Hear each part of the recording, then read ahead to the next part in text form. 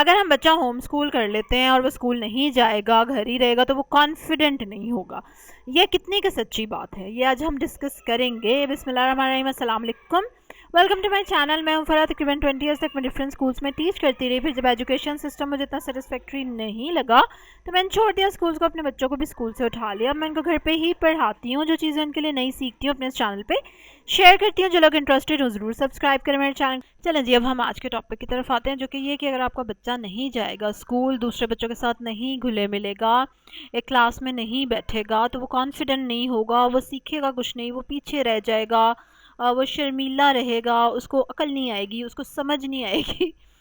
So on, इसको चलते जाएं आप, जितने भी इस चीज़ से रिलेटेड आपके पास हैं। ठीक है। अच्छा, खैर ये चीज़ थोड़ी सी हम इस नज़र से भी देख सकते हैं, थोड़ा सा एंगल डिफरेंट करके। ठीक है। मैं ये नहीं कह रही कि आपकी सोच गलत है, क्योंकि मेरी खुद यही सोच थी भाई। मतलब मैंने सारी उम्र यही सोच के गुजारी है। ये तो मेरी सोच तो अब जाके बदली है ना, अपने बच्चों की दफ़ा जब मैंने, बल्कि मेरी बड़ी बेटी तो स्कूल ही जाती थी, उसको तो मैंने 3 क्लास में उठाया जब वो 3 क्लास में थी। तो ऑब्वियसली मैं भी ये सारी चीज़ों पे बिलीव करती थी, इसीलिए ही मेरे बच्चे स्कूल जा रहे थे। तो इसलिए ठीक है, ये सोच भी ठीक है। लेकिन चलो थोड़ा सा एक और एंगल से अगर चीज़ों को देखें तो शायद हम कुछ नया सोच सकें। एक तो सबसे बड़ा प्रॉब्लम जो स्कूल्स में है ना, एज सच एक चीज़ हमारे माइंड में क्लियर होनी चाहिए, that we are not against education. ठीक है, बच्चे को एजुकेशन मिलनी ही चाहिए, हर बच्चे का हक है कि उसको लिखना पढ़ना कम से कम सिखाया जाए, कम से कम। तो इट डज़ नॉट मीन कि अगर हम स्कूल नहीं भेजेंगे अपने बच्चे को तो हम पढ़ाना नहीं चाहते। ठीक है, हम पढ़ा रहे हैं अपने बच्चे को, घर पे पढ़ा रहे हैं, सिर्फ स्कूल नहीं भेज रहे, उस सिस्टम का पार्ट नहीं बन रहा हमारा बच्चा। स्कूल्स में अब क्या होता है, एक मज़े की बात मैं आपको बताऊं, शायद आप उससे रिलेट कर सकें, कि एक बच्चा जो है ना, कुछ भी उसको सीखने के लिए ज़रूरी है कि वो बच्चा जो है खुश हो। ठीक है। अगर तो आपने उस बच्चे को ज़बरदस्ती बिठाया हुआ है क्लास में और उसको डांट के बिठाया हुआ है, ठीक है, और उसको किसी भी तरह का डर है उस बच्चे को, तो दैट्स इट, उसका दिमाग हो गया ब्लॉक वहीं का वहीं। ठीक है, साइकोलॉजिकली ये चीज़ साबित हो चुकी है कि अगर वो बच्चा खौफ में है किसी तरह के, तो वो उसका ब्रेन वहीं पे ब्लॉक हो गया, उसके बाद वो कुछ नहीं सीख सकता। चाहे टीचर 1 घंटे का लेक्चर दे, 2 घंटे का लेक्चर दे, आधे घंटे का लेक्चर दे, he is not going to learn anything. बच्चा कुछ नहीं सीखने वाला।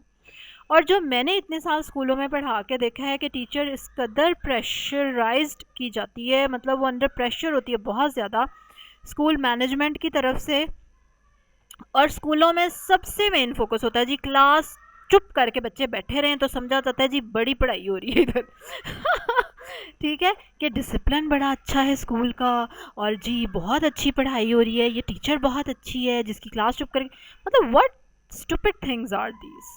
मैं भी इन स्टूपिड थिंग्स पे वैसे बिलीव करती थी।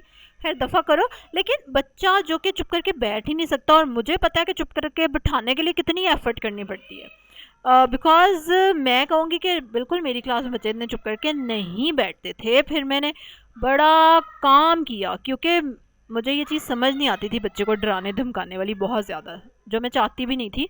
लेकिन मुझे इवेंचुअली करना पड़ा ना, वरना तो फिर मेरी काबिलियत पे शक होगा ना, सबको होना शुरू हो गया कि ये टीचर ही अच्छी नहीं है। तो इसलिए मुझे पढ़ाई छोड़ के ना बच्चों को चुप कराने पे फोकस करना पड़ रहा था।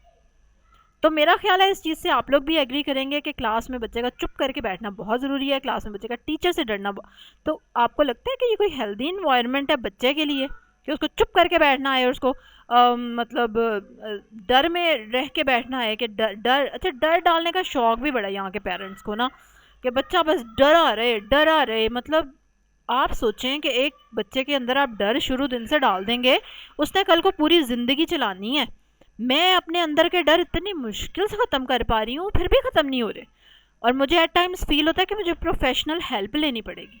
और ये सारे वही डर हैं जो बचपन से मेरे अंदर डाले गए हैं, पेरेंट्स के थ्रू, टीचर्स के थ्रू, एंड ऑल दैट। और भुगत तो मैं रही हूँ ना, उनका क्या जा रहा है। तो इसलिए इस एंगल से भी सोचें कि स्कूल आपने तो भेज दिया बच्चा कॉन्फिडेंट होने के लिए, लेकिन उधर ये कॉन्फिडेंस बिल्ड हो रहा है, क्या हो रहा है। और बहुत ज़्यादा टीचर्स को एट टाइम बच्चों को डांटना पड़ता है, क्योंकि अगर सारे बच्चे नहीं भी ना, तो क्लास में कोई एक आधा बच्चा इस कदर बदतमीज़ और शरारती होता है कि आपको समझ ही नहीं आती कि अब what is going to happen now. मतलब लिटरली मैं तो इन सारी चीज़ों से गुजर चुकी हूँ ना, इसलिए मेरे लिए इन चीज़ों को अंडरस्टैंड करना ईजी था। अगर आप एक टीचर नहीं हैं और आपने इतने सारे स्कूलों में नहीं पढ़ाया तो डेफिनेटली आपको ये चीज़ शायद उस तरह से नहीं समझ आ सकती ना। ठीक है, तो चले, maybe I can only help, मैं हो सकता है मेरी बातों से कुछ थोड़ा सा आपको हेल्प मिले। एक और चीज़ भी जो हम देखते हैं कि in real life basically school का पर्पस होता है to prepare your child for the real life, कि वो अपनी लाइफ में फिर ज़्यादा कॉन्फिडेंटली मूव कर सके। वही बात आप वाली ना कि कॉन्फिडेंस आना चाहिए बच्चे में।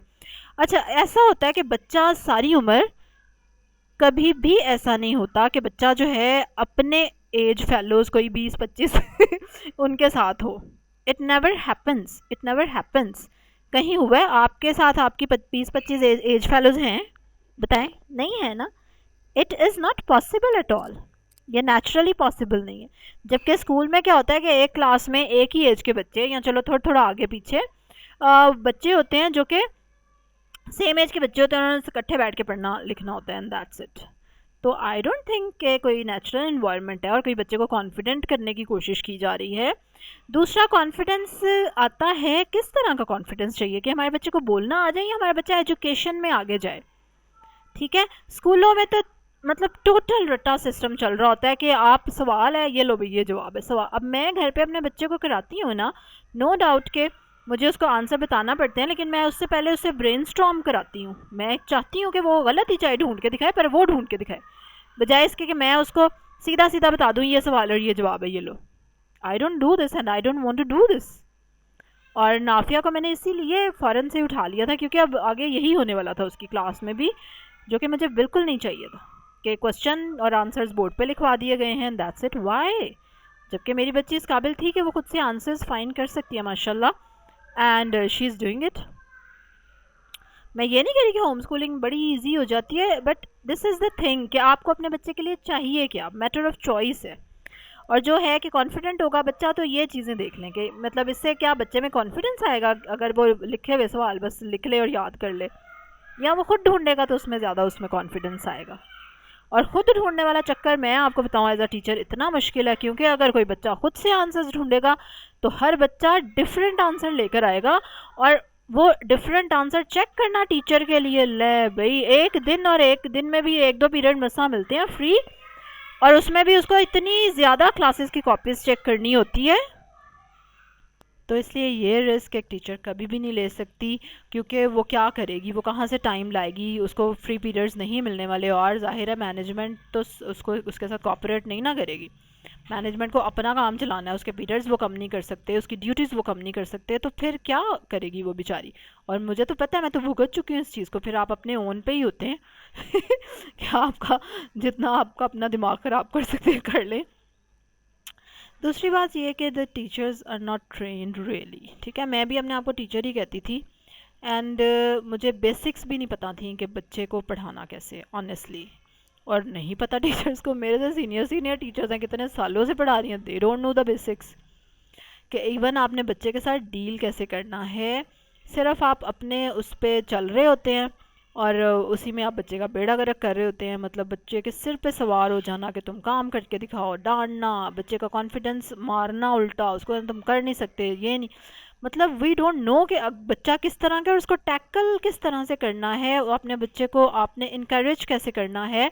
इनकरेजमेंट का तो सवाल ही नहीं पैदा होता ना। कई टीचर्स तो इनकरेज करने को बहुत बड़ा जुर्म समझती हैं और गुनाह समझती हैं, वो समझती हैं it's very very damaging for the kid. Even I have seen the teachers, they don't not smile in the class at all, सिर्फ इसलिए कि उनका क्लास में डर खौफ रहे।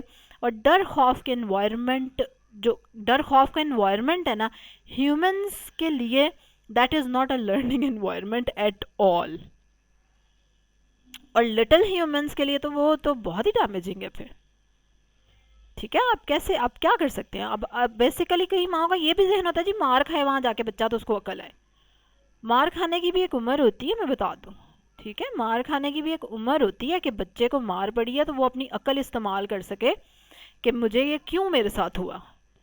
और ये चीज़ अगर आप अभी right now if you are a mother, तो आपको ये चीज़, मतलब आपकी भी इतनी एज होगी, आपको भी समझ आ रही होगी कि आपके साथ जब कुछ होता है बुरा तो उस चीज़ से सीखने के लिए भी एक होना चाहिए। वरना कई लोगों के साथ क्या क्या कुछ हो जाता है, उनको नहीं अकल आती, फिर भी नहीं अकल आती। क्योंकि हर एक की एज के हिसाब से डिफरेंट उसका माइंडसेट होता है। अल्लाह ताला ने हर किसी को डिफरेंट बनाया है, तो आपको डिफरेंट टाइम पे ही अकल आती है। मतलब हर एक का अपना अपना हिसाब होता है भाई। किसी को किसी बात से अकल आ जाती है, किसी को किसी बात से अंडरस्टैंडिंग मिल जाती है। सो ये नहीं कि आप छोटे बच्चे से इतना कुछ एक्सपेक्ट नहीं कर सकते कि वो मारें खाए बेइज्जतियाँ कराए और फिर भी वो कॉन्फिडेंट हो जाए और अजीब तरह का कॉन्फिडेंस। अच्छा कई लोग, खैर ये भी मैं आई एम सॉरी टू से, मैं आपको सारा कुछ नहीं कह रही, मैं सिर्फ इस चीज़ को एक ज़रिया बना रही हूँ कि क्लियर हो मिसकंसेप्शन, थोड़ी सी लोगों को समझ आए। मैं भी आप लोगों जैसी ही थी पहले से, और अब मतलब 3 बच्चे माशाल्लाह मेरे हो गए और मैं अभी तक भी ऐसी थी, अब जाके मुझे भी अकल आई है। तो डेफिनेटली मैं अपना पॉइंट ऑफ व्यू आगे रखना चाहती हूँ। हो सकता है आप लोग भी इसको सुने तो आपको भी थोड़ा सा अंडरस्टैंडिंग में हेल्प हो ना, आपको समझ आए शायद। अब मुझे बात ही भूल गई है मैं क्या बात कर रही थी। हाँ, कई कई पेरेंट्स चाहते भी हैं कि हमारा बच्चा बदतमीज़ हो, सीधी सी जो बात है। मतलब उनका स्कूल भेजने का मकसद भी यही होता है कि हमारा बच्चा जाके ना वहाँ दूसरों के बच्चों को मारे कुट्टे, उन पर रोप डाले। होते हैं पेरेंट्स की ये मेंटालिटी भी होती है कि स्कूल में हर बच्चा अच्छा नहीं होता, और हर बच्चे को माँ बाप इसलिए नहीं भेज रहे होते कि मेरा बच्चा पढ़े लिखे कॉन्फिडेंट हो। नो, हर डिफरेंट माँ बाप की ख्वाहिशें भी डिफरेंट होती हैं। कई लोग इसलिए भी अपने बच्चे को स्कूल भेज रहे होते हैं। ठीक है, तो ये थी कुछ पॉइंट्स, थे कुछ पॉइंट्स मेरे। और मैं इस टॉपिक पे बहुत ज़्यादा बोल सकती हूँ। अल्लाह का शुक्र है कि मेरा कॉन्सेप्ट अल्लाह ताला ने काफ़ी ज़्यादा क्लियर किया हुआ है इस मौजू पे। एमीन ही मैंने भी अपने बच्चे घर बिठा लिए, और मैं चाहूँगी, दुआ करूँगी कि अल्लाह ताला आपको भी हेल्प करे थोड़ा सा इस चीज़ को रियलाइज़ करने में, इसके करीब आने में। तो बहुत ही इन्जॉयबल और बहुत ही लिबरेटिंग चीज़ होगी अगर आप इसको अंडरस्टैंड कर लेना। आप काफ़ी ज़्यादा शक्ल से आज़ाद हो जाएंगे, काफ़ी ज़्यादा मजबूरियाँ आपकी ख़त्म हो जाएंगी, आपको एकदम लगेगा कि है मेरा दिमाग खुल गया। ऑनेस्टली। चलें खैर, दुआ करें आप मेरे लिए और मैं आपके लिए। और इंशाल्लाह और कुछ पॉइंट्स डिस्कस करेंगे किसी और वीडियो में, या इनके अलावा कोई और पॉइंट भी आपके दिमाग में हो तो ज़रूर आप कमेंट्स में उसको शेयर कर सकते हैं। I will try my best कि अगर मुझे उसके बारे में कुछ भी आइडिया तो I will share it with you. ठीक है, चलो जी, कल एक और वीडियो के साथ आपसे मुलाकात होगी। तब तक के लिए अल्लाह हाफिज़।